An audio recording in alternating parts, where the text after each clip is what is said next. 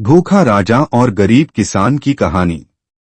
एक समय की बात है, एक राजा अपने ही राज्य में रात के समय रूप बदलकर घूमता था। वह रूप बदलकर लोगों से मिला करता था और सबसे खुद के बारे में जानने की कोशिश करता और सबकी दिक्कतों को समझने की कोशिश करता। एक दिन जब राजा घूम रहा था, तभी अचानक बारिश होने लगी।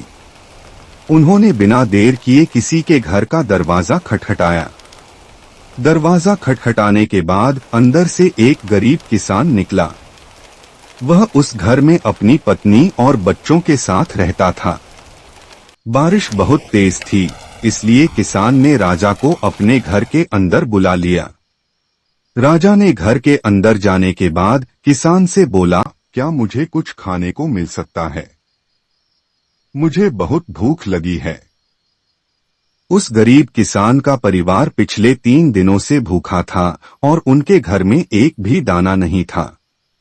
किसान के मन में ख्याल आया कि हम भले ही भूखे हैं, लेकिन हम किसी मेहमान को भूखा नहीं भेज सकते हैं। किसान को ये सब सोचकर बहुत बेचैनी हो रही थी कि वह अपने मेहमान को खाना कैसे खिलाए। तभी उसने अपनी सामने वाली दुकान से भोजन चुराने की योजना बनाई। किसान ने सिर्फ राजा के खाने भर के लिए एक भोजन की थाली वहां से चुरा कर ले आया और उसे राजा को दी। भोजन करने के बाद बारिश थम गई और राजा अपने महल वापस लौट गया। अगले दिन दुकान के मालिक ने अपने भोजन चोरी की शिकायत राजा के दरबार में की। राजा ने फिर दुकान के मालिक और गरीब किसान को उनके सामने आने का आदेश दिया। सभा में किसान ने राजा के सामने चोरी करना स्वीकार कर लिया और पिछली रात जो भी कुछ हुआ था सब राजा को बता दिया था। किसान ने राजा से बोला कि मैंने चोरी की जरूर, लेकिन मेरे परिवार ने उस चोरी वाले भोजन का सेवन नहीं किया है।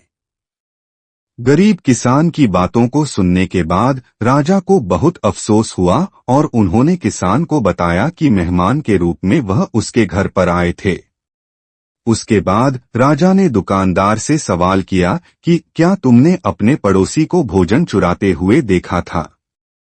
दुकानदार ने हाँ में जवाब देते हुए कहा कि मैंने इसे रात में भोजन से भरी थाली चुराते हुए देखा था।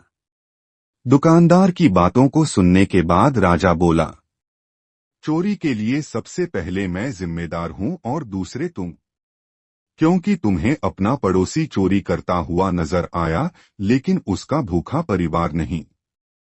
तुमने एक अच्छे पड़ोसी होने का फर्ज बिल्कुल नहीं निभाया है। इन सब के बाद राजा ने दुकानदार को वहां से भेज दिया और किसान की अच्छाई और अतिथि के प्रति प्रेम को देखकर उसे उपहार में सोने के 1000 सिक्के दिए।